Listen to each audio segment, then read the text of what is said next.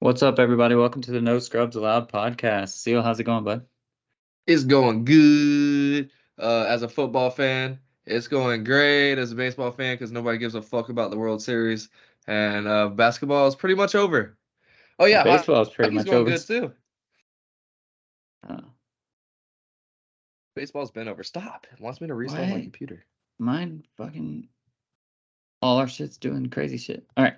Um, no, so we obviously did not record. I sent that fucking picture, you jackass. Record last week because you were on a cruise. So tell us a little bit about that.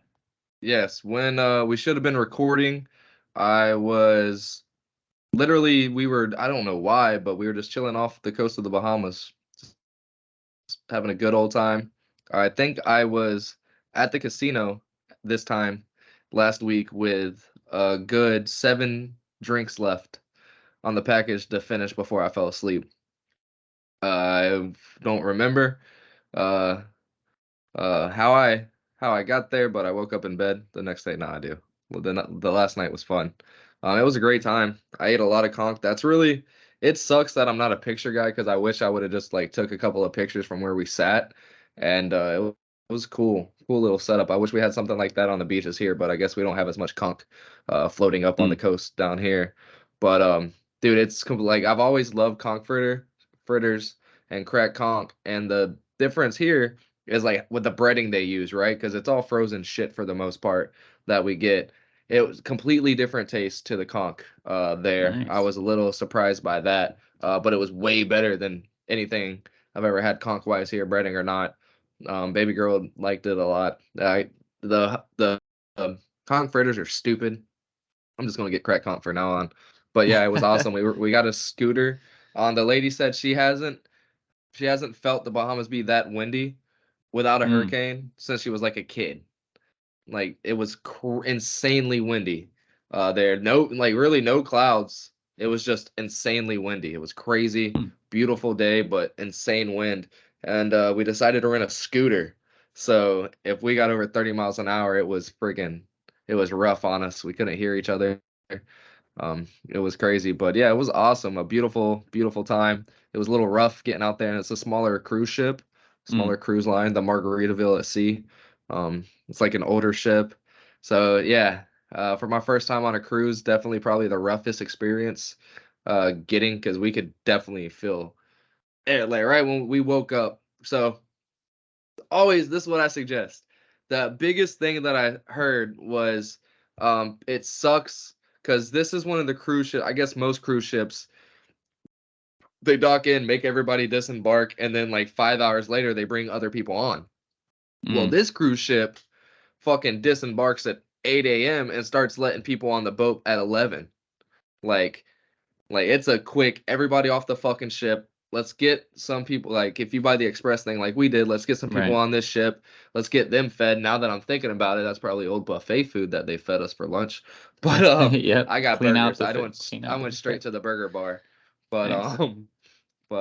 but yeah, so we got in there and just drank and ate while we weren't allowed to go to our rooms. And then we went and took a nap until we had to go to the mandatory friggin' The safety if thing. yeah, in case this Yeah. thing uh drowns, we won't because it's 2023 and just go to the boat that you're designated to and grab the life raft out of your thing. You'll literally have zero to worry about. There's no icebergs. We're not going to nothing's going to happen. We have to do this though. Like it was the funniest thing. I'm like if anything ever did happen, they're like, "Fuck, we took the meeting way too lax," because it's literally like as the captain's Yeah, doing nobody would everything over even the know what they're speaker, doing. there's a Yeah. guy with a megaphone who ended up being one of the entertainers in the stupid musical shit they did. Um, I was just like, "We have to do this. Don't worry, you guys are perfectly safe. We have lifeboats. They're big. Like we're good. The only thing you have to worry about is the drop off into the water. That will be rough. But we will be fine if anything does happen, but it won't." Nice. Yeah, it was dope. They had a casino. Sports book kiosk was down, which was the only thing I was like really looking forward Yeah, to. that's really lame. That's everywhere on the website is that they have sports book on there now, and it's literally a kiosk that nobody tends. It's just there. So if It's it's like down, the it's it's just like the down. yeah, it's like the lotto machine at Publix. Like, cool, it's there, Gotcha. but if it's not working, okay. Tough luck, buddy. So yeah, we went there with $400 to spend in gambling, and we didn't bring anything back. Nice. That's good shit though. That's what Yeah, you're because the supposed to do. goal was to not spend. Our goal wasn't to spend our winnings on more food and more drinks. It was to try to recoup some. So if we didn't bring any back, that's fine. But we weren't going to go and win $1,000 in the casino and go ape shit. Nice. Good deal. Yeah, so as far as our personal sports are concerned, I don't think either one of us have had a game since the last podcast. We had a bye week, and then we were We're off done. this week because it was Thanksgiving or whatever fucking Halloween uh, that it was. But we went out and we balled last week, and I was actually playing really well, so I was super excited. We just played like 2-on-2 um, out of the courts, but I was hitting everything. I was like, this is fucking crazy. I was like, these guys now know at least sometimes I can hit shots. It's different when the lights turn on though in the game. I don't know why, but just got to keep It is playing, keep weird. getting at it. But It sucks. Last year, whenever I forget what it was, I got summoned for something, but on my hand started getting sweaty. I'm like, fuck is this? Why is this happening? And every once in a while, my hands will start sweating. I'm like, bro, this is basketball. Chill. yeah, But yeah, we lost apparently last week when I was gone. We lost by 6. We had 2 guys roll their ankles. One sprained it really fucking bad, actually. dang. So tonight we had those 2 injured guys and 4 people that had to work. So that would have left 4 of us showing up. By the time I had called Don to let him know there was only 3 of us, I'm literally like, yeah, Don, there's only 3 of us. Not gonna make it. We have the 7:30 game, so it doesn't really matter for you. You still got to stay either way. Dang. So appreciate you. And I click 2 seconds, not even 90 seconds. Swear to you, not even 90 seconds. Kid hits me up. Hey, I'm good to go tonight. I'm like, I'm not calling Don back saying I'm playing with 4. Like, I'm not playing with 4. I Right. hate playing with 5 already. It's just I'm not. There's no way in fuck I would want my body to go through that. I'm not willingly going to put like if I was on the team and I showed up and they're like, yo, we only got 4. This fucking sucks, but I'm here, you know. I'm not. No, no, not doing it. We had to play with 4 one time, and we asked the other team. We were like, "Hey, do you guys mind running with 4? You'll have 1 extra sub." And they were like, "Nah, we're doing 5." And I was like, "All right, fuck y'all then." And they destroyed us. Yeah. I mean, there's But like no way around it. Like, what, just let their shitty person like be wide open and get every fucking layup? that's basically what we did, and we got trapped every single fucking time on offense because they literally have an extra defender. They can just run around trapping people. Yeah. It So doesn't yeah, make sense. If there would have been a way, if I would have known that there would have been 4 people, and if Don would have let me bring somebody in and just have them sign like a bullshit waiver for the night and let them that's what play, we do. then yeah, then I probably would have been able to get it done. But no, it sucks. It is what it is.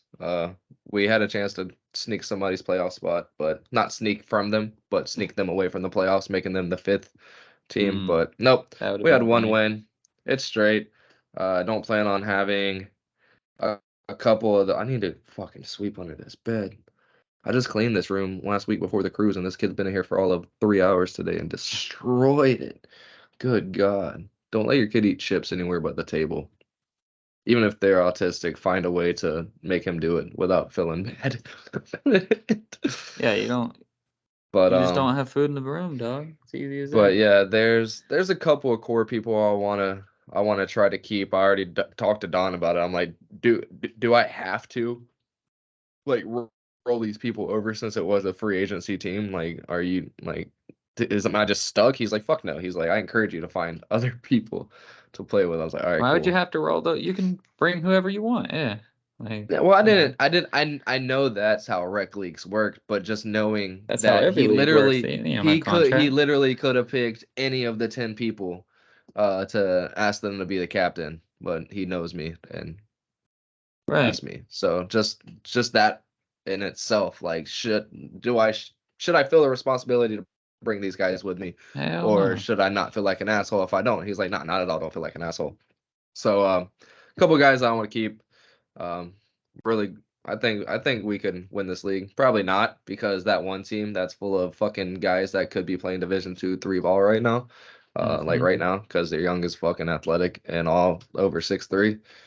It's gonna be tough, but it'll be fun. It'll be a lot more fun to play, knowing we're not gonna be losing by 40 every fucking game.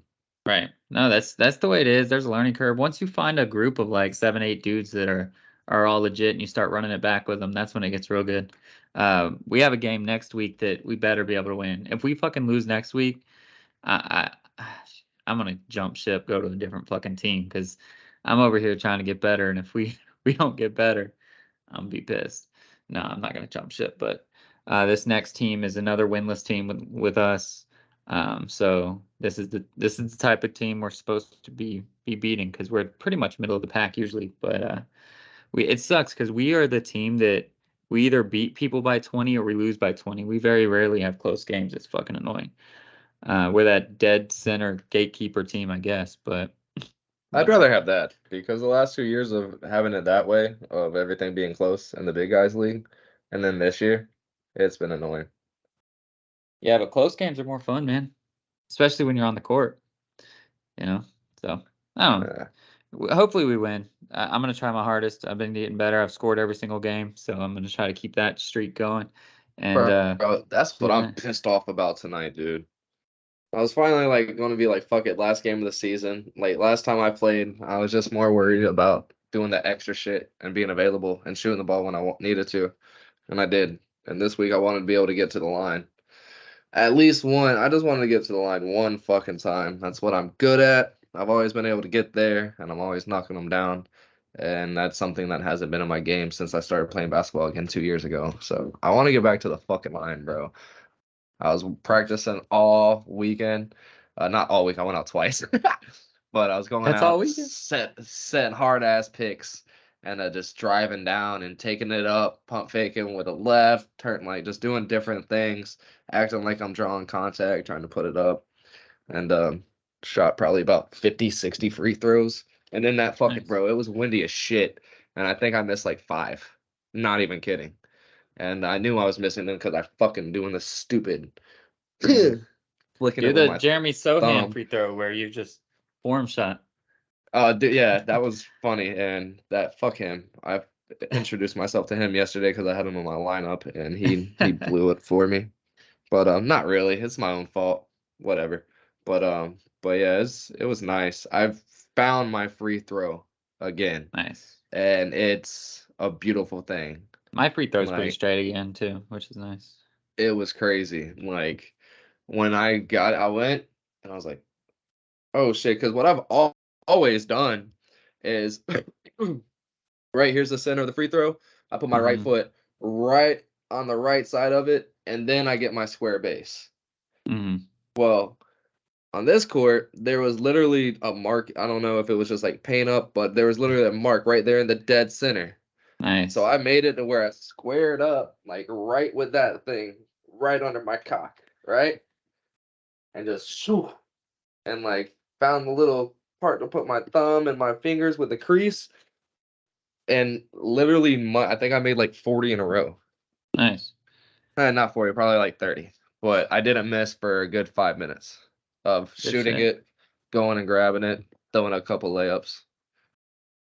I was killing Nice. it because I didn't want to just keep shooting free throws because that'll make you feel like you got it, especially with free throws. If you can hit them like crazy, oh, I got it. And the next time you go out, you got to find that stroke again, and you're like, all right, I got it. So if you can shoot a couple, go do something else, shoot a couple. I feel like that's more of a true, like in-game kind of simulation of free throws.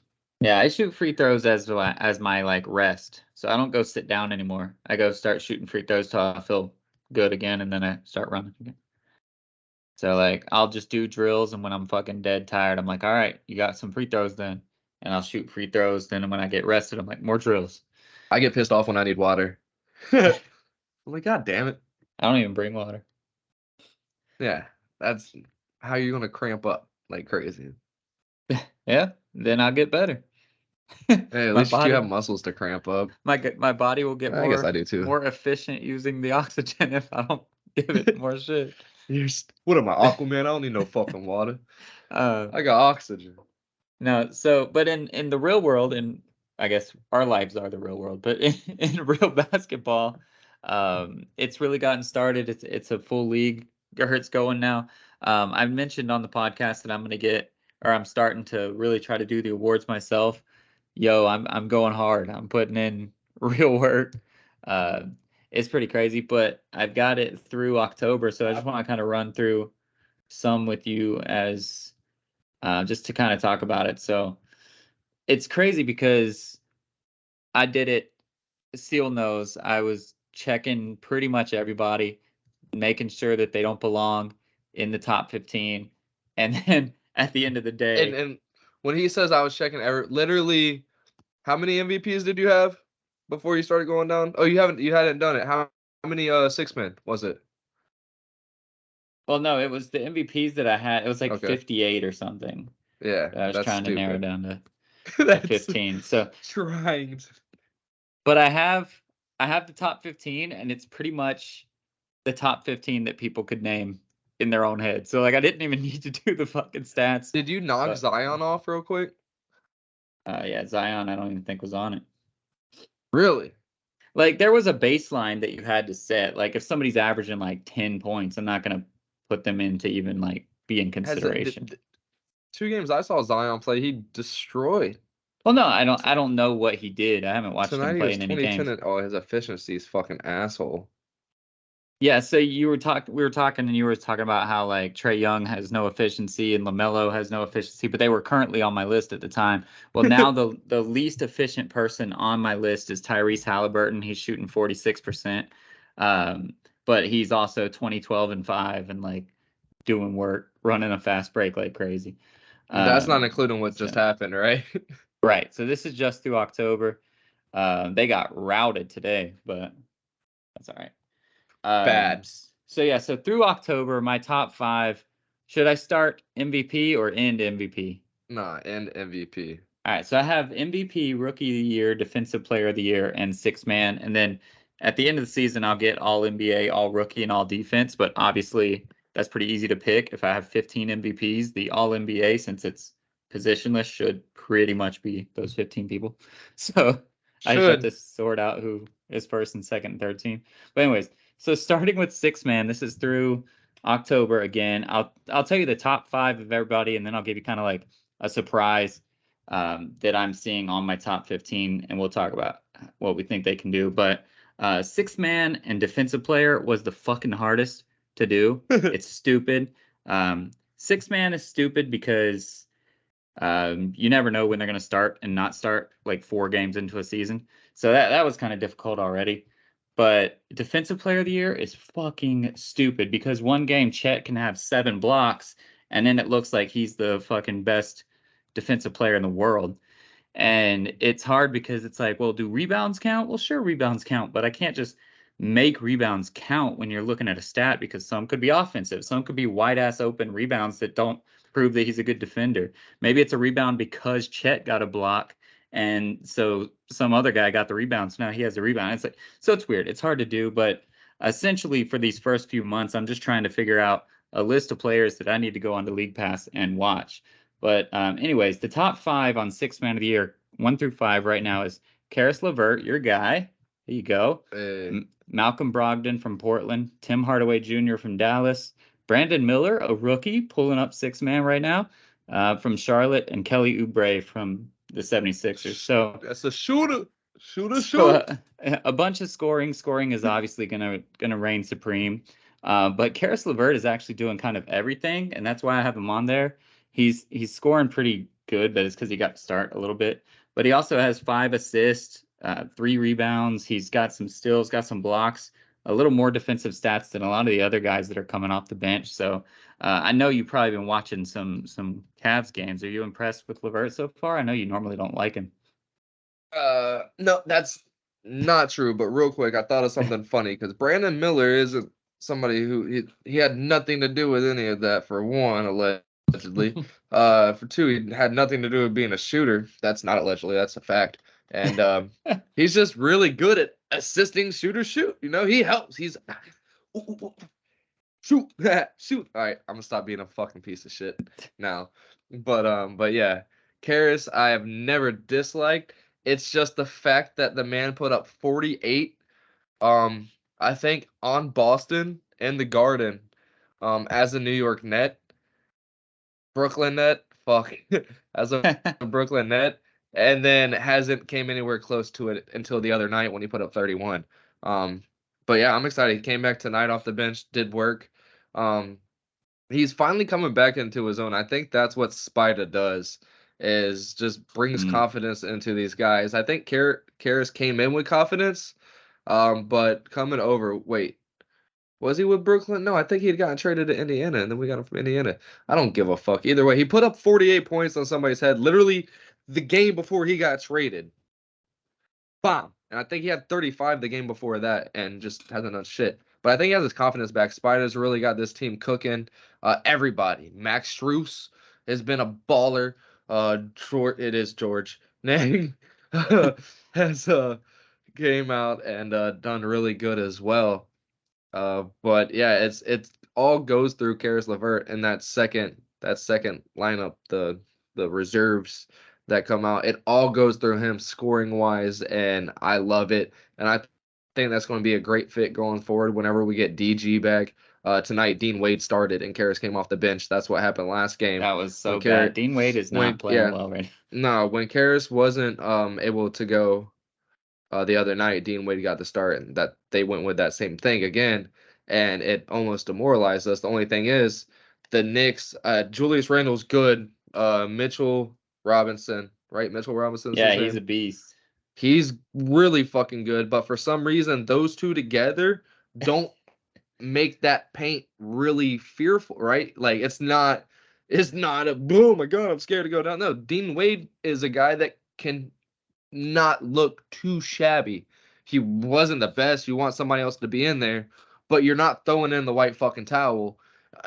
On any other really good 4 and 5 duo that we're going up against, we're getting fucking cooked again. Like there's no reason that Mitchell Robinson shouldn't have had 50 fucking points tonight. Julius Randle had 30. There's no reason for it. Like they should have been cooking. Evan Mobley is still thin as fuck. Didn't come in with the 15, 20 pounds of muscle like I wanted him to. So I mean, until we get even with fucking Jared Allen back, he didn't get no fucking muscle. They look like protein shakes out there. It's just Jared wild, Allen is who he is, though. He's locked in. But yeah, I mean, it's cool that I really truly feel. I like that you're shouting him out, and hopefully everybody else is looking at like that, because I really truly think he's going to be a key piece for us to be able to make a deep run in the playoffs, and it's going to be coming off of that bench and being that sixth man. So if early on he's the odds-in favorite when you look at the numbers, when you look on paper, he looks like he should be starting, and then you look at, oh, we got Donovan Mitchell and Darius Garland as our guards, and then we have Max Strus as our 3, who's been proven in the last fucking 2 years, not Karis LeVert. So let's slide him into the second lineup and see what he can do. And if he continues to do this all year, I just really hope that JB doesn't do what JB does and run with the hot hand and slide and move. No, keep Karis where the fuck he is and let him wrap up something. And we haven't had personal awards in a really long time in Cleveland. It's been a while. So well, you guys are filling up the stat sheets on my thing right now, which is pretty good. I think you have a person on the top 15 in every single one. You did, at least at one point. No, you don't have rookie of the year because you don't have any rookies, I don't think. Just wait. Just wait. We're gonna. So, are you able to, if they're on a 2-way already, are we able to like up them and sign them to a full contract? As long as you have a roster spot, yeah. So, because I know the 2-way you're only allowed 10 games, right? Right. All right. Because we just need to put Sam Merrill back on the 2-way. Yeah, you just got to have the spot Bates for it. was crucial. Amani Bates is going to end up taking Dean Wade's spot. I think the 2-way players can play without like needing to drop one of your 15 dudes or whatever. So I think you can have like 17 people because you got the 15 plus 2 2-ways or whatever. But and I think the reason that I love all these young fucks is because I'm used to them lasting. It's just now it's the new age in basketball. Like Kyrie stayed. Oh, he wanted to leave. Yeah, because he got a chip. But he thought this was going to be his team, and then LeBron finally came back, and he got a chip. He's like, well, I didn't think that was going to do that here, so I got it. Now I'm gonna leave, right? But he still stayed for 6 years. Like LeBron was there for 8 the first time. Cedrunas was fucking. I think he retired 10 times there and became the chef or some shit. Like it's just longevity in Cleveland usually works. So when I see young guys that are doing really good, I don't expect them to get kicked off the team for arguing about a locker room or a locker in the locker room with Kevin Porter Jr. So like with Emoni Bates, he was the best high schooler coming out of high school, and just being grown got to him too fast. It happens. It happens a lot to these kids nowadays with these stupid things in their pockets coming out the wound. So I mean, I'm glad he was able to square it away, kind of tuck it in, and become a professional. And yeah, that dude's gonna be sick. But yeah, I was thinking about that. Like, God, I'm a Cavs fan. We're used to people sticking around. Mark Price, God bless him, stayed for no fucking reason. So yeah, but yeah, dude, I'm excited. Hopefully, we got a good group. Like you said, man, they're fucking everywhere on your list. But look out for Emoni Bates to kind of get up there if he's able to stay up there and not be in a two-way contract, but play. If he can play at least 60, 65 games and average more than 20 minutes, I can see him being an honorable mention. He's not going to get it over Chet or Wemby, who's going to average 30 minutes. But yeah, I'll shut up now. No worries. Yeah, so the rookie one is pretty wide open apart from those two guys. So it'd be cool to see some other names get in there. But yeah, so those are the top 5, 6 men. And nobody was super surprising. I'm always surprised when a rookie is on there. So shout out to Brandon Miller. But everybody else was kind of the normal, the Emmanuel Quickley, the Cole Anthonys, Malik Monk, Buddy Hield, Norm Powell, just the normal guys. But one guy that kind of surprised me, he's clocking in at 12th on my list right now. And the reason he surprises me is not because he's good. He's always been kind of good, but because of the way he's being good is going to lead to some decisions. I'm burying the lead here, and that is in Minnesota. That's Naz Reid. That dude is setting the Timberwolves up to trade Karl Anthony Towns. Listen, he's playing well. He's at 16 and 4. Oh shit. Which isn't amazing. It's not Karl Anthony Towns numbers, obviously, but he's shooting 53% from the field, 44% from 3, and he hasn't missed a free throw. He doesn't take very many free throws. But he's shooting well, and that's what Towns kind of like prides himself in, right? He's a stretch. He can stretch it out, but he's still just like, he does great. He's fine, but he clogs up shit and he takes up too much money. Naz Reid's getting paid 13 mil a year as opposed to 30 mil for Towns. So I think if the Timberwolves keep hitting some rocky patches and Ant is going, listen, I can't do this on my own, man. All that money that you're spending on 2 big men that aren't helping me out, you got to hook me up. So if they can have Naz Reid playing like this, go trade Towns, get some big money that's an actual smaller guy that can score and not clog up the paint. And I think that's going to help everybody out there in Minnesota. That'd be crazy. That would be a huge move. And Gobert, he'd be looking like, I knew getting Gobert was a fucking hidden agenda. Right. No, I was just surprised to see him on was there. Naz Reid, was that the same Reid that was on Philly? Yeah. So nice. He's out there doing things. So good for him. I don't expect it to last. I don't even think he's actually the 6th man in the sense of getting the 6th most minutes on the team or whatever. Like he's not the first guy to sub in, but he's making it count when he gets in there. So that's all my list shows right now. I don't have all those advanced analytics. Real quick, Malcolm Brogdon still being on a 6-man list, even though he went to Portland thinking he was about to be a guy, is insane. He has to have a camp that has told him that this is his MO and made him embrace it, because the Malcolm Brogdon I knew in Indiana should not be the 6th most minutes on any fucking team. The dude's insane. And going to Portland, you were thinking, hey, this guy's going to come in here and help Scoot tremendously, and showing him the ways of being great, and also finally get 35, 40 minutes a game like he's well-deserved. No. What we're about to see, though, is decisions to be made in Portland, right? If Portland wants to lose, which is what everybody kind of expects, they want to grow the kids, whatever, then that's fine. If they don't, then we'll talk about the rookies in here in a minute, but Scoot is shooting 5% from 3. Legitimately 5% from 3. So they're going to make those decisions. Obviously, if you want the best product on the floor, I agree with you. Malcolm Brogdon's the guy, but that's not what Portland wants right now. They want Scoot to get minutes. They want him to get in there with the guys, with Simons and with Shaden and all those guys, and see what they can do. So if Malcolm buys in, that's cool. If not, he'll get traded somewhere and he'll be awesome. But for the time being, he's killing it. I think he gets more minutes than most of their starters. That's why his stats are so good. But and then Brandon Miller, I think that's a name that can really be on that list for the majority, if not the whole year, and be in consideration.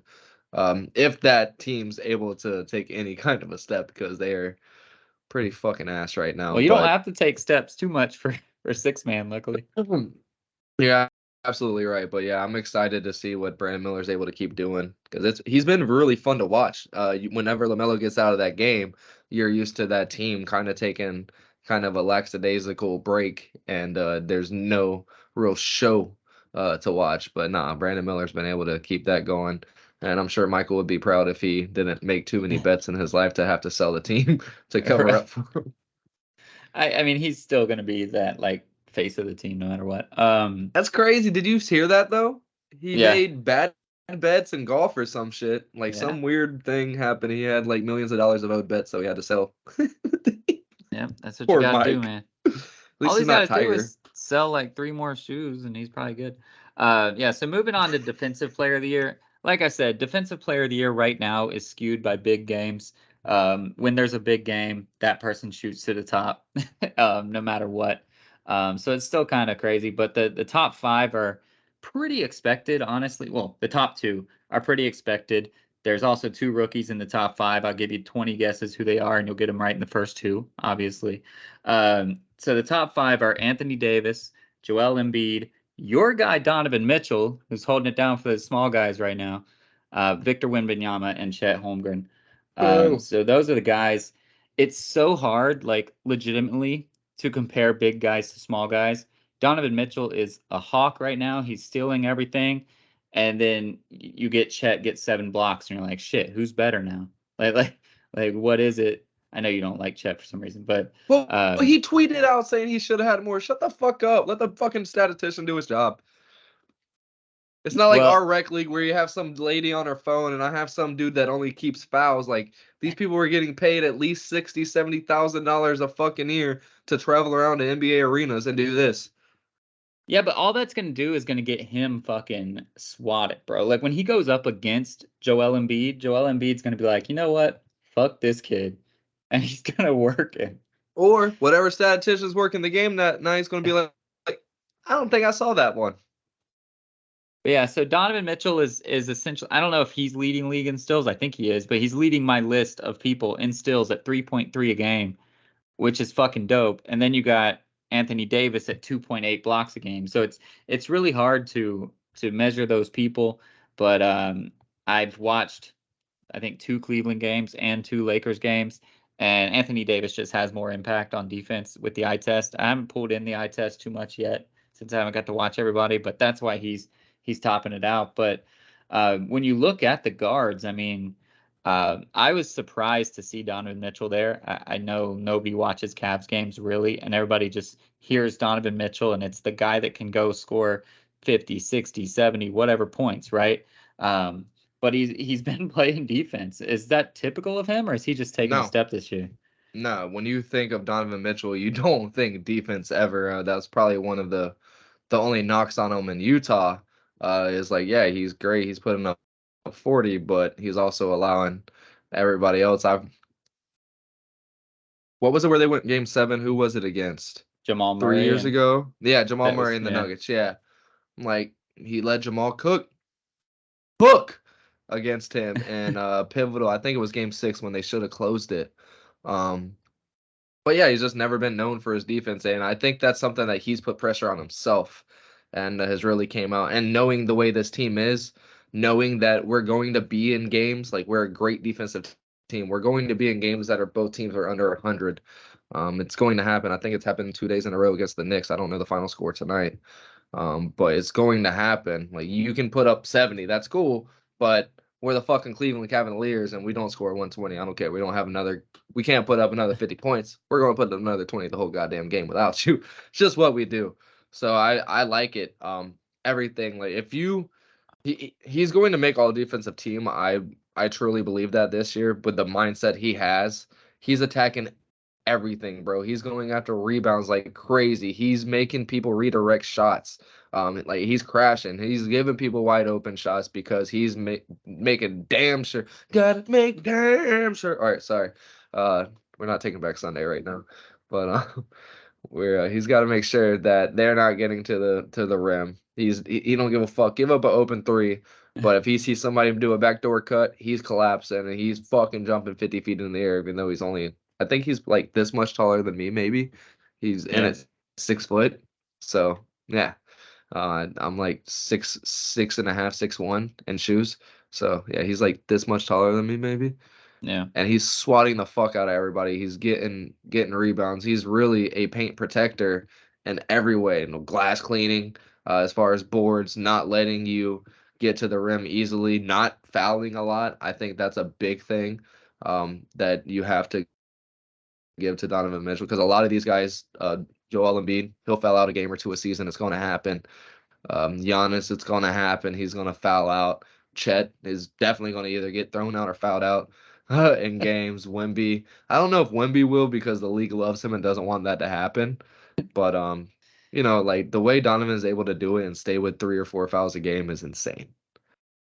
Yeah, that's pretty cool. But yeah, that's going to be tough It as was fuck on you. How are you going? Because he got a steal and a block tonight. well Like, what is that? What is that like the weighing on a good defensive night?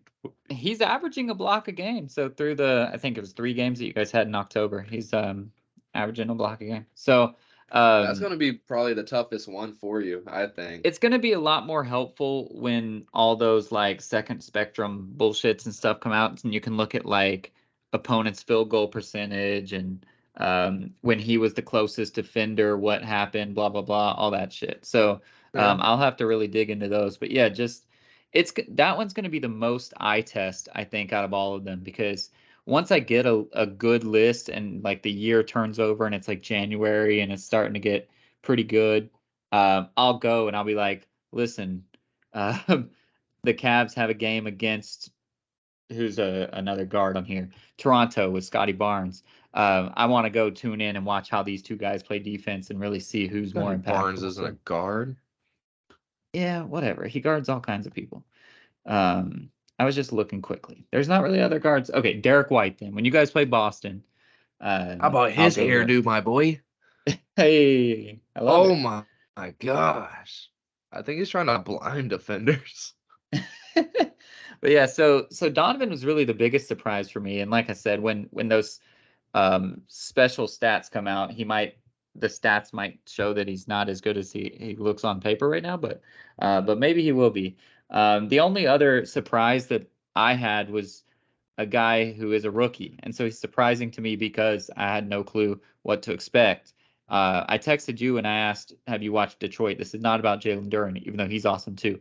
And you said you hadn't, so you might not know this, but the Thompson twin, the one that got drafted second, well, fifth, Second, yeah. in The better Detroit, one. this dude's balling. He's better so far. I mean, It's Amin's going to Amir, be right?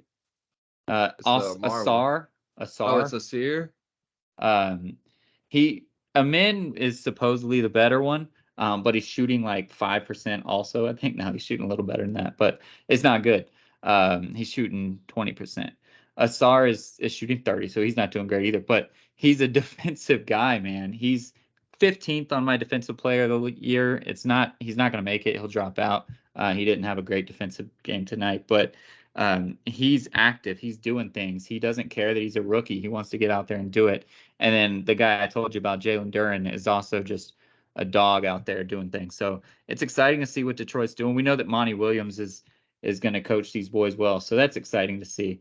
But other than that, I mean, the defensive players were not surprising at all. That's what I was saying. All these lists, no matter how deep I went, they came out being not that surprising. The guy you mentioned earlier, Mitchell Robinson, is on here because he just blocks shots because Julius Randle lets people go by him. So it's exciting for him. But yeah, it's the usual suspects there too. So we'll move on to rookie. Rookies, obviously. What's up? You're gonna hate me. Real quick. The Twins. Yeah. You watched the G League thing, right? I haven't finished. I'm on like the last episode. They're about to play in the finals or whatever. All right, so can you Or imagine? no, they just got like, drafted, and so I don't know. I still have like everybody's a bit always to used to watch. being the everybody's always used to being the best, right? They go to these camps, they're Right. the best. They go to these colleges, they're the best. These kids have always been the best with each other. Like they've never Yep. played without each other. How hard do you think that is? Because we saw in these episodes, a kid got traded off the team because he kept calling them fucking selfish because they kept playing with each They are other. selfish, And dude. they weren't In looking that after documentary, anybody they were else. selfish. Oh, Although that one absolutely. dude was a fucking hothead that got traded, He but and a little baby back bitch too. I would yeah, probably say that to his face and run way faster than him because his knees are probably hurt by now. But from getting crossed over so much. But nah, he was actually really fucking good. When they played him the first time and they dude, won, I was yeah, like, yo, I had to make sure that wasn't the last episode. But now you're good. I was like, yo, this kid's actually a dog. But that's got to be really tough, right? This is the first yeah, time ever they're playing with talent that they're really good. These twins are really good, but they've always been able to set each other up and make each yeah. other else look way better than they probably are. This has probably been a tough transition, and for old buddy to be able to be smart, the smarter brother, and realizing they're not shooting great. They probably weren't ever really great at shooting. That's why they threw each other lobs all the goddamn time. Um, Right. he's doing it on the defensive end, and that's really cool. Good shout out to him. These are a couple of guys. I was wondering which one was going to be able to actually make it because I don't think either. There's not both of them are going to be all-star guys here in 5-6 years. They might one of them might be journeyman. They both might be, but I wanted to see which one is going to have the better career and which one was actually the better basketball player and which one was just a really good athlete picking off of somebody that's going to pass him the ball 15 times a fucking game. Well, it's hard too because I have not watched any Rockets games, so I cannot tell you how good Amin's doing. I know his stats suck, and he's still not Dylan starting. Brooks' Um, ass.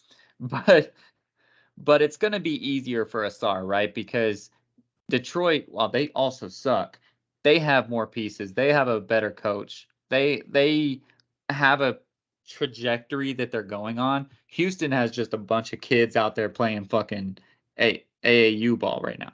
Like they're and then Fred VanVleet going, come on, motherfuckers, like can we do something for real? So it's Yeah. just a Jalen Green's on his last legs. Eventually, he's going to get traded out when they realize that they wasted that pick. So Amin's going to get a chance eventually, but it's easier for Asar to shine right now, and that seems to be what he's doing. But yeah, to your point, he knows that Cunningham and Jaden Ivey are the two guys on offense, and he'll take a couple shots. He'll go, "Ooh, I'm only shooting 30% right now. Let me let me back off of that." So yeah, so that's helping out, but. And it helps him when we move over into the Rookie of the Year category because he is in that top 5. Now, the Rookie of the Year, we know who's going to win it. But at least Chet's going to try to make it interesting. After those top 3 guys, which we've already talked about a little bit, so I'll just name the top 5 real quick. It's Victor, Chet, Brandon Miller, who we talked about, Asar Thompson, who we just talked about, and Scoot, who I told you is shooting 5%. That's how thin the Rookie of the Year class is right now. It's going to be a 2-horse race. Brandon Miller bringing up the rear, but playing really fucking well. Will you play that back? You cut out whenever you listed it. I swear to God. Did I cut out on you or did I cut out on the whole podcast? Hopefully just me because it But brought up anyways, that stupid slow thing. it's Victor, Chet, Brandon Miller, Asar Thompson, and then Scoot Henderson. And that just shows how bad it is because Scoot is shooting 5% from 3. He's only averaging 8 points a game. They're rookies, right? So there's 2 rookies that are Yeah. actually, or 3 rookies, including Brandon Miller, who are actually doing things. It's going to be a 2-horse race. It's going to be Victor. It's going to be Chet. They're going to be going down to the wire on it. Victor's going to win if he doesn't get injured, even if his stats are not better. So that's a moot point. But have you seen any other rookies? I literally have every rookie on the list so far that has put up any sort of stat, and there's 19 of them. So have you seen any rookies that you want to point out? And I'll let you know how they're doing. When you look at Wemby, this is a guy that you really look at and think, all right, he's going to have all the pieces. He's just kind of awkward, right? He looks like that Francis Ngannou boxing for the first time, and like, hey, he's got the pieces. He's just a little awkward, he doesn't know where to be, and like Europe is completely different basketball than the NBA. So you're excited for that. With Chet, he's not a rookie. fuck this. It's not Ben Simmons. I don't want to talk about it. Chet, I think, is probably the best bet to beat Wemby. The only thing that's going to suck for him is the playmakers he already has on his team that are solidified playmakers. On the Spurs hand, they have Keldon Johnson and fucking Devin Vassell. Vassell, yeah, Devin, I think it is. Devin Vassell. These are two guys who can pop off at or in any moment, but the game isn't kind of orchestrated to go through them, right? Wemby can get his 20, 25, 30 points and then be, what am I trying to say? Written up for him, played for him, whatever the fuck. It's part of the plan. Yeah, the script. Yeah, it's part of the script. Whereas Chet is just going to have to dog it and fight it out and get those extra stats, and at the same time find a way to get points up, get that trailer 3 up, get that extra rebound, put back, dunk, and all that shit. And Wemby doesn't like it. It's going to come through Wemby way more than it's going to come through Chet, I feel like. Right. But on the other hand, Chet could literally end up averaging 3-4 blocks a game. He's once at it's all said and 2.8 right done. now. So Bro, he's up there. he's smart. When it comes to the defensive end, he knows how to use his length. He knows where he can cover and where he can't cover. And it's been really cool to see. I've watched 2 of their games now, one against the Cavs, one not. Wait, no. Who the fuck did the OKC play the other night? You? No. Maybe it was the Cavs. I don't know. Then I don't know why I was watching them. But yeah, I've watched 2 of their games. Then I don't know why I watched both of them, because I don't think we played them yet. But yeah, Chet looks really smart. He knows where he needs to be. It's just offensively, is he going to be able to put up those numbers to contain with Wemby? Well, if he Brandon keeps shooting Miller, 60% from 3, which is what he's doing right now, he will. But that's going to average out. So yeah, that'll average out, and that's not going to make him get more looks. And if it does, that's not going to contribute to more point totals. It's just going to make his be more percentage misses. go down. Yeah, exactly. Yeah. But yeah, Brandon Miller, he's not going to be a starter this year. I don't see any way that would happen. So yeah, that's that. And literally anybody else is going to be the same case. Even if you are a starter, you're going to give me 25, 7, and 4 a game with fucking 3 blocks and 2 steals. No. Yeah, but Brandon Miller, if he got a chance, like say LaMelo gets hurt or something for an extended period of time, and this guy gets out there and he's averaging 25 to 30 points a game, he's not going to win Rookie of the Year. We know that, but he's going to put his name on the map to go. When you wipe out the Victor Wembanyama as number 1, and Chet's not truly a rookie, you ran into that Scoot versus Brandon Miller versus the Thompson twins. Like, who's better? Brandon Miller has a chance to really say, I'm that guy. They're below me. Oh yeah. Like, don't get my name wrong here. So that's super absolutely exciting. He could definitely end up being the second best in this draft class easily. Yeah. He's just gonna have to get the fuck out of Charlotte, because we all thought it was cool he was going to Charlotte, change his image, kind of learn from Mike. Mike's not going to be around there as much, I don't think. So get the fuck gone. Yeah, maybe Charlotte will just get better, but I doubt it. When I look at the guys that are quote unquote in contention, the rest of the rookies in this regard, I've seen a few of their games, and there's one guy in particular that I think has a chance to make that blowout and get onto the all rookie first team if everything goes right. And that's Jordan Hawkins in New Orleans. He's balling. I have only watched one of their games, so maybe it was his best game ever. I don't know. But he's doing really well, and that people are going to get hurt on that team. Like, Brandon Ingram will get hurt. Zion will get hurt. CJ McCollum doesn't typically go all season. So this guy's going to get more and more chances, and he's already playing well right off the bat with his limited minutes. So keep a lookout for him when you guys are randomly finding these Zion versus LeBron national TV game. Just look down the list a little bit and see Jordan Hawkins. He's going to be out there doing work. So my rookie to keep an eye on. What's up, buddy? No, you can't. This is my rookie of the year. Say hi. Yeah, boy. Look at that, yeah. But yeah, I haven't really looked. He's just looking at the computer right now. Nice. Did you hear him? Say hi to I can kind Travis. of hear him. Oh, hey, buddy. I Thank you, couldn't baby. hear what he Sorry. said. It's all good. He just popped in here. Baby girl literally texted me saying she was about to lay down. He's sitting on the couch, and Here it he went comes. for it. He was like, "She's in bed. What's up, daddy?" But yeah, I haven't watched anything other than Chet, honestly, or Wemby, I guess, playing you guys. So I can't say too much on it, but I'm excited, honestly, for like it's ass, but the parity in the league now, like just thinking 5 years, LeBron's gonna be gone. Steph will probably be gone. Paul George and Kawhi could probably be gone too with their injuries. They'll probably consider retirement at 37, Right. 38 each. So it's going to be crazy to see like all these guys who are getting drafted high that are asked to us now. What are they going to be like in 5 years?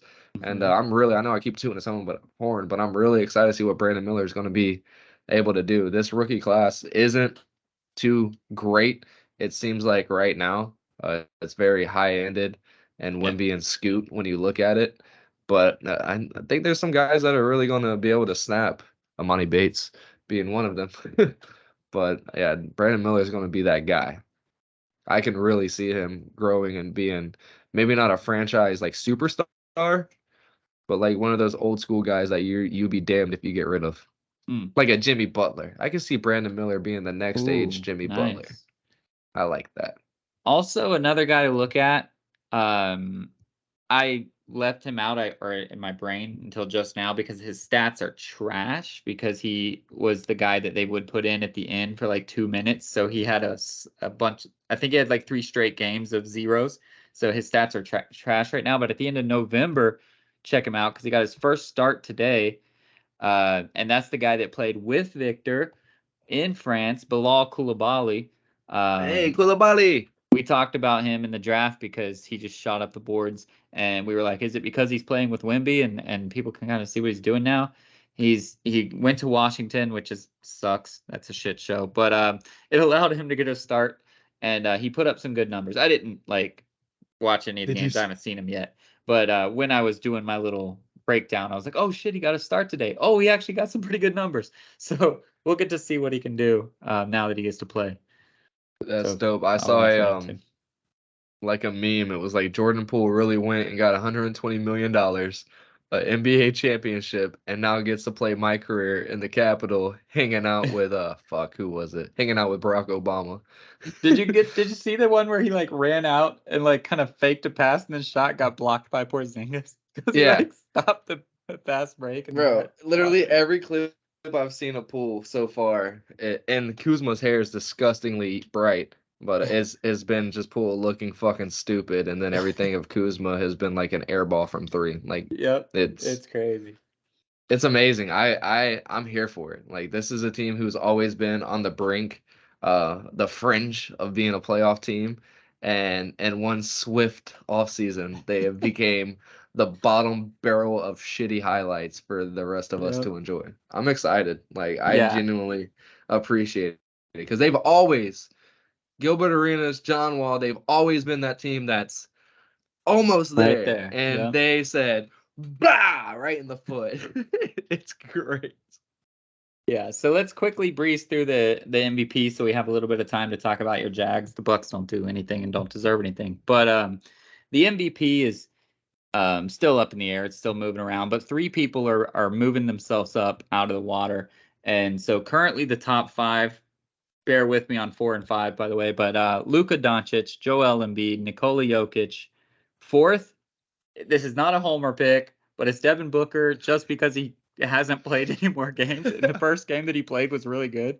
So he's just Really like sitting good. at the top, but he's going to miss enough games anyway that it won't matter. But right now he's 4th.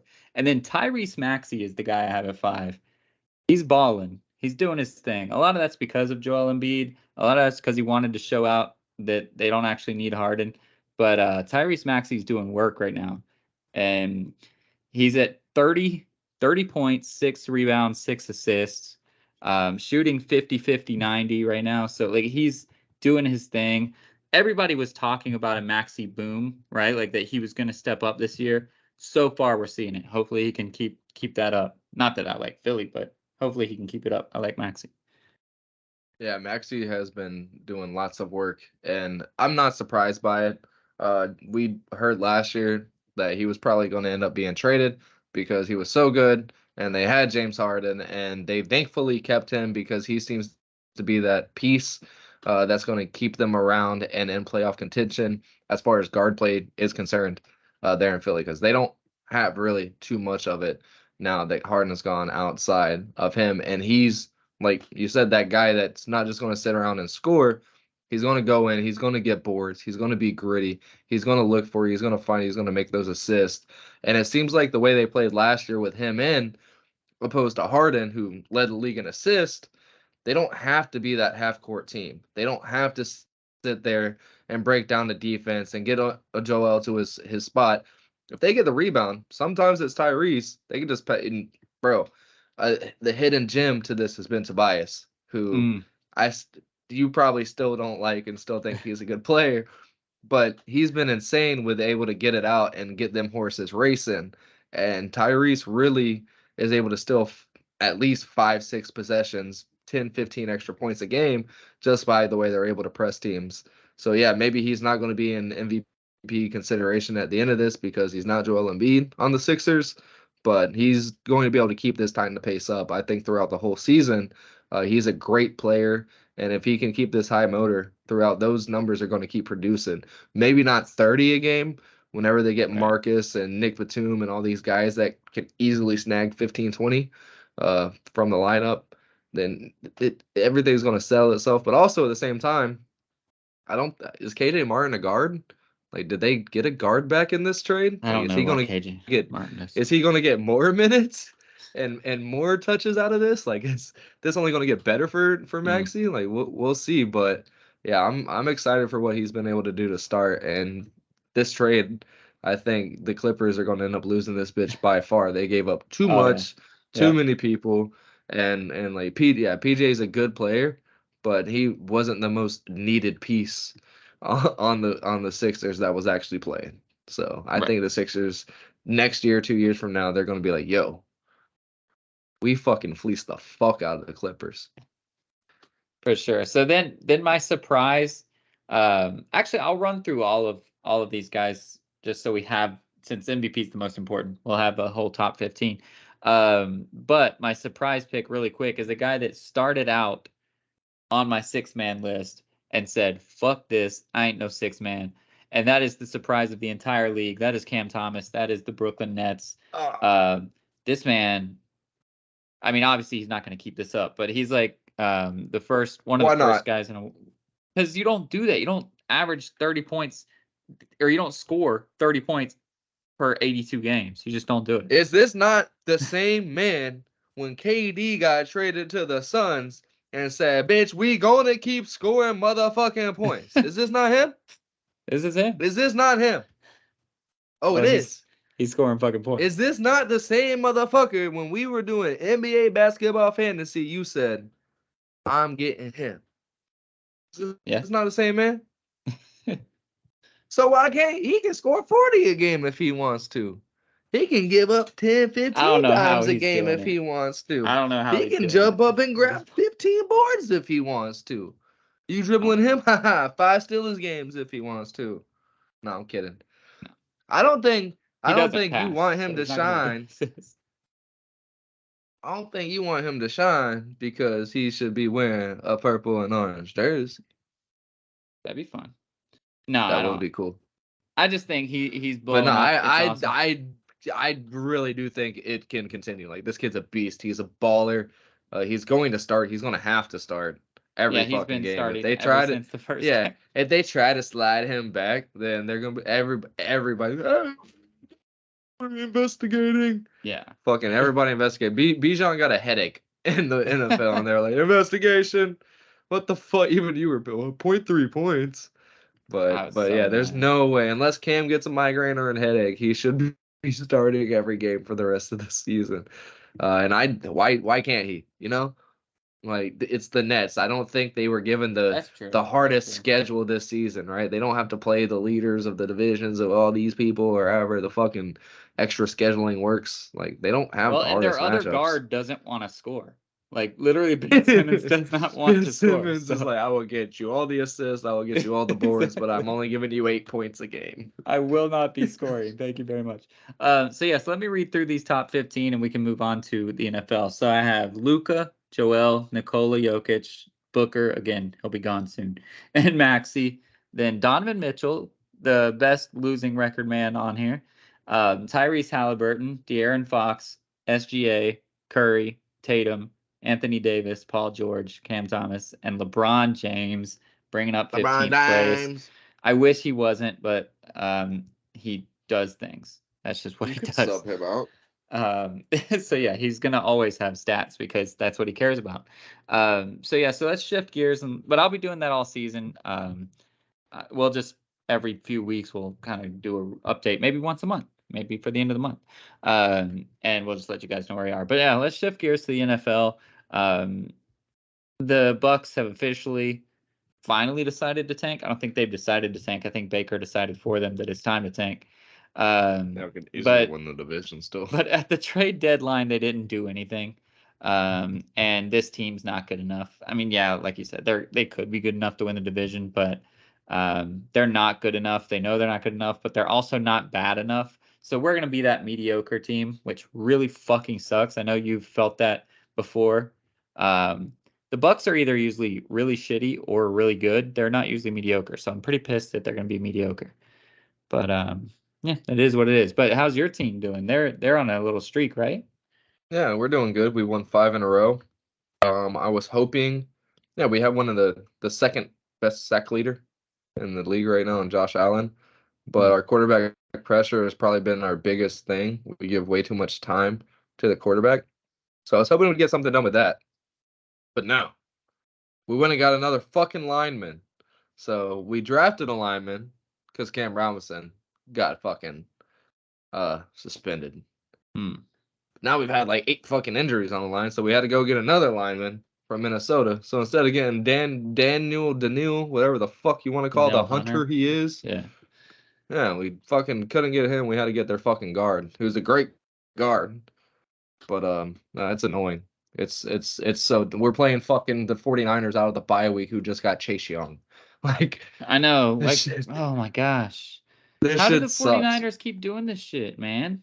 Because They they get just these people with a year left on their contract and they just trade for them and then release them. And they just keep doing it. The Chiefs found the way to pay people forever, and the 49ers found a way to pay nobody to forever. never have to pay anything. Yeah, like Fred Warner Um, is the only one I think on that defense that actually him and Nick Bosa are the only two with money that they're actually paying them. Everything else is coming from other teams. I'm sold right. on. But So you guys have now won. You have the longest win streak in the entire yeah, NFL, longest now but that Kansas City's done, we have the yeah. longest active win streak with 5. But Yeah. everybody that would be the top 4 in the AFC are all 6-2. So you guys currently would be third place. It'd be the Chiefs, then the Dolphins, then you, then the Ravens. Um, you guys have to be confident that you can do this. I mean, the Dolphins are surely going to Oh lose yeah. a couple more times. The Chiefs will find a way to lose somewhere. They might lose this week to the Dolphins. You guys have the easiest schedule. Like you've We had sh the we hardest should schedule. have So the easiest schedule going going in. It forward, just sucks. yeah, Like we were only supposed to have the Ravens and Niners left, with the Bengals being a route. Hmm. Now we got the Ravens, Niners, and Bengals. But Right, even then, we could go 11-5, what 12-5 nowadays. Holy shit. yeah. We could end up only losing 2 more games. We could lose 3 more games.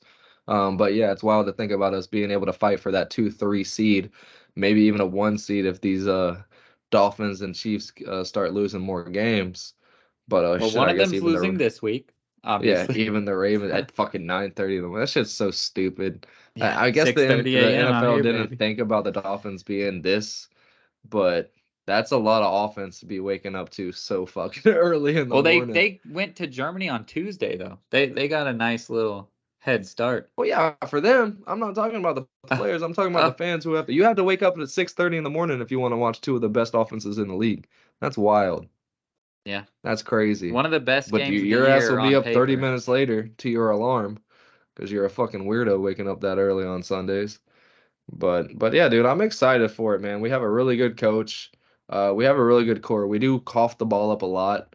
Our turnovers are going to get to the best of us at some point, but the fact that our defense has been so fucking lights out. I mean, Dewey, the Joe Dirt that all the fans wanted to sell out 2-3 years ago. Why did Urban keep this fucking dude?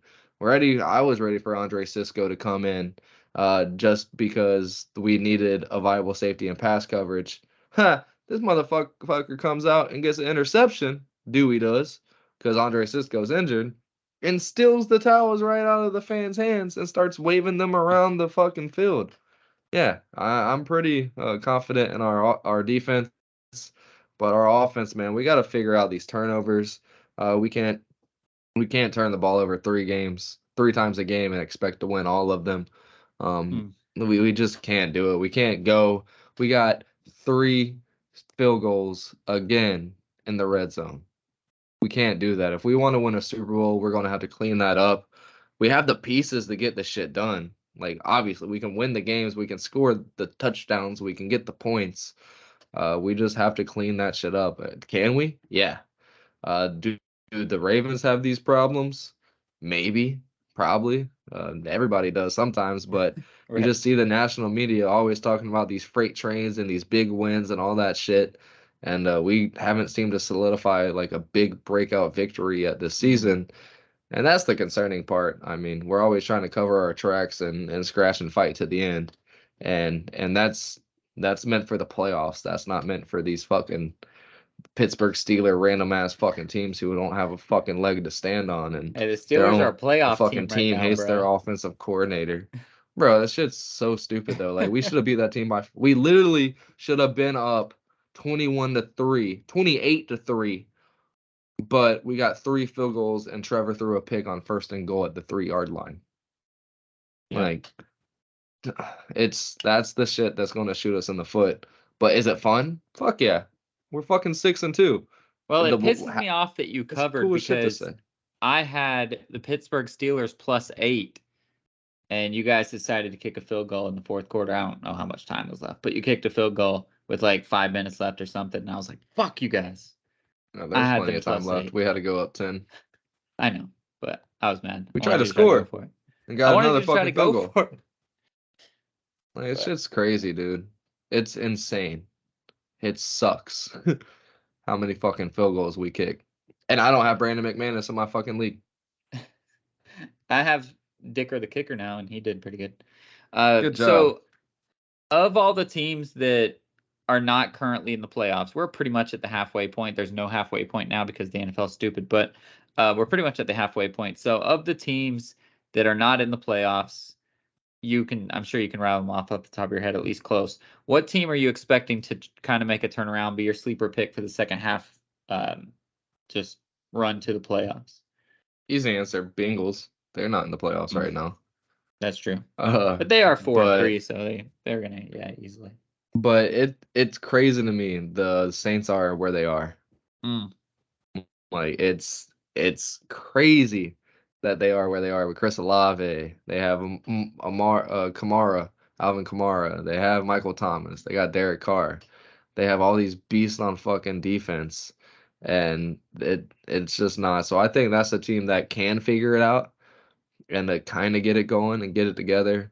And also the Chargers on the AFC side. That's a team that can start motoring and getting it together. And if the AFC West can keep beating up on each other, well, the Raiders then they can. are probably done now. I mean, they Oh, the should be Raiders, moving in the yeah. right direction now that they got rid of everybody. But but yeah, it'll take them a little bit. Yeah, but I think the Chargers, if the AFC West can keep beating up on each other, they can find a way to sneak their way into a wild card and pick up some wins because they had a sluggish start, man. They lost some close games like they do, but I think they'll get it together here soon and get it going. But yeah, those are 2 teams that I think are going to be able to Nice. keep that My upward pick trend going. was the Vikings. And I'm not changing my pick RIP. because Kirk Cousins got hurt. I'm actually changing my pick because right now the Vikings are a playoff team. They are 7th. I thought they were doing way worse than that. But they won a couple games. They're 4-4. They are 7th seed, so I can't pick them.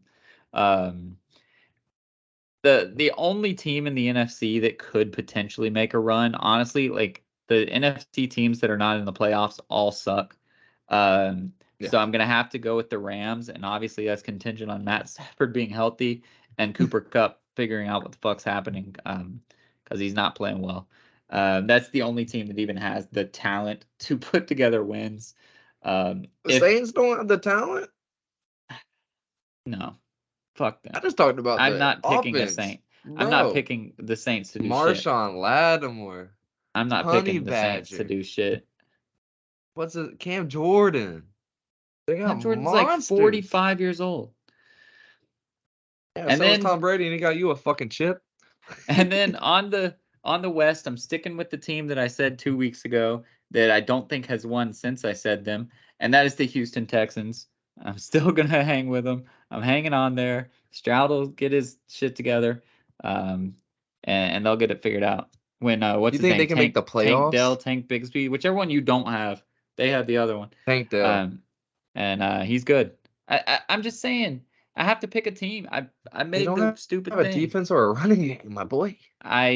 You can't pick the same teams that you pick. All right, I could pick the Jets. They have a defense and a running game and no You can pick the fucking Saints. quarterback. Yeah, you can't pick the Jets. That's a smart choice. They can start Nah, grinding out wins. Saints are gonna start That's losing. the same as me doing the Saints. I'm not picking an in-division rival to be one of the teams. But that's Fuck the out of here. smartest pick. Say it. Nah, the Texans are gonna beat the Bucks this week. They're gonna lose to the Bengals, and then they get to ride. They get to ride against the Cardinals. They'll lose to you guys. They're The gonna lose to us. Broncos, Oh, we the already played them Jets, twice. the Titans. No, they have to play you again. The Titans again. Oh, we The played the Colts Colts. twice. Like they can beat these people. They got this. We're good. I believe in my Houston Texans. Not my Houston Texans, but Yeah, that's my division rival. I guess I picked one of yours. You picked one yeah, of mine. exactly. There we go. We know what's up.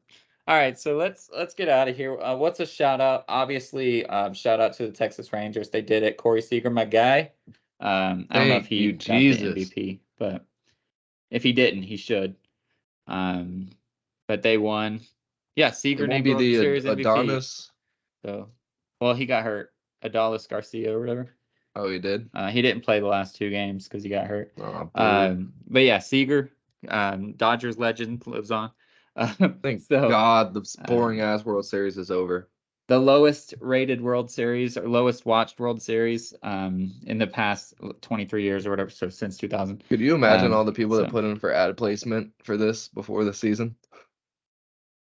Paid millions and millions and millions yeah. of dollars for nobody to look Well, at them. the NLCS in Arizona was the tickets were you could find tickets for like $50 $50, to the yeah, it's crazy. NLCS. Like what? Get out of here. But anyways, shout out to the Texas Rangers. They got it done. Shout out to Corey Seager, World Series MVP. You got anything to shout out? Oh, really? I don't have anything personal. All right. Well, I wanted to shout out. Actually, Yeah. fuck. I What? did the other day. Oh, Have you been up on Wrexham? nope. We found a Ah, fucking other show that she will not let me get off of. damn it. I have to stay up to date. So Oh, the one I have okay. is a spoiler for you. Yeah, because we need to watch. We're behind on all of our shows because we're watching a Netflix show from like the early 2000s. It's pissed me off. Um, no, I was just gonna shout out people having fun with the media, man. I don't remember the media being so fun. Not that the media is fun, but since Marshawn Lynch said like I'm just here so I won't get fined, like those type of moments live on in my head forever. And Mike McDaniel just tries every time to be a part of this shit. I'm here for it, dude. Corny jokes, all that shit. I'm here for it. He was in Germany. He was like, "You guys thought I'd be bigger, huh?" Nobody laughed. It wasn't funny. But I'm here for it. The Bills when Rasul Douglas came in, he didn't practice obviously, and so he was on the injury report because it's mandatory, they have to turn in one, and he was a DNP and his reason said he just got here. So, like, I'm loving when these people are, like, pushing back, having a good time, man. Work doesn't have to always be serious. I know that Jokic doesn't like his job, but you can go out there and you can have fun. You can tell Rookie of the Year candidates that they have to get fatter. You can do all these things, man. I love it. It's awesome. When life puts you in a hard situation, just remember to keep smiling, keep having a good time. There's always something fun on the other side of it. And as always, be a stud, not a scrub.